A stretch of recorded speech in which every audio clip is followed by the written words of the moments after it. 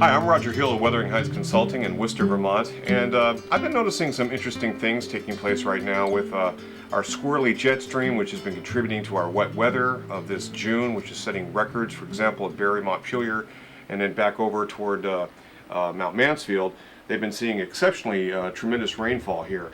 But one of the other things, the consequences of climate change that we're seeing, and trying to relate these and connect these to weather, is what's been going on with a smoke layer. And this is very interesting. Now, this is the Great Lakes here. This is Vermont and New England here. We have a weather system that's beginning to push in here with a little bit of showers and whatnot. But what I really want you to focus on is what's going on up in this general area here. And we have basically wildfires that have been out of control for the last few days, and in some cases over the last couple of weeks. And the smoke is really entraining in the flow. As that flow moves down west of Hudson Bay and into the Great Lakes region, you can follow that flow all the way down into very low latitudes. It's going to be coming back at us into Vermont. So it's another feature, unfortunately, of climate change. And there are so many aspects to climate change. For one thing, well, this particular weather flow right now is produced largely because we have a slowing jet stream. And when you have a meandering jet stream, it slows the velocity of the jet stream slows down. And this is built on a lot of Jennifer Francis work, Steve Vavras' work, what we call Francis Vavras 2012 study, and a whole bunch of other studies showing that the loss of Arctic sea ice is contributing to the slowing of this jet stream, which is causing these very squirrely kind of up and down, elongated high amplitude troughs and ridges of higher pressure. So in this particular case, we're seeing not only the effects of climate change causing wildfires because of a drought ridge that extends north, but also it's really bringing this smoke layer into even New England, and of course several thousand miles of travel, and this is the kind of effects of climate change that will be taking place. The application process of the large-scale features of the jet stream flow and the storm tracks are one aspect related to the melting ice, but also more and more, a lot of study has been coming out recently about our warmer than normal sea surface temperatures and the relationship that they have in winter and summer to heavy precipitation events.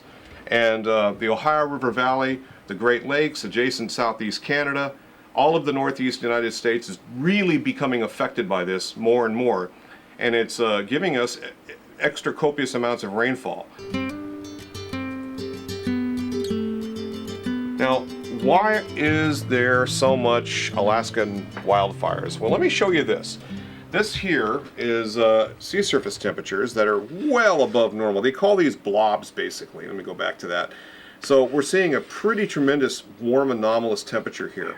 This has been also producing this ridge of higher pressure that is in turn causing this smoke in Alaska, forcing it down. So all these things are interrelated. So it's the sea surface temperatures that have been phenomenally warm, phenomenally on fire, all for the last couple of years now. Basically, we have forcing the jet stream up and causing a heat ridge, and indeed, this is why there's wildfires up to the north of us getting circulated back down. This is also causing, of course, a drought in California, and it's affecting food.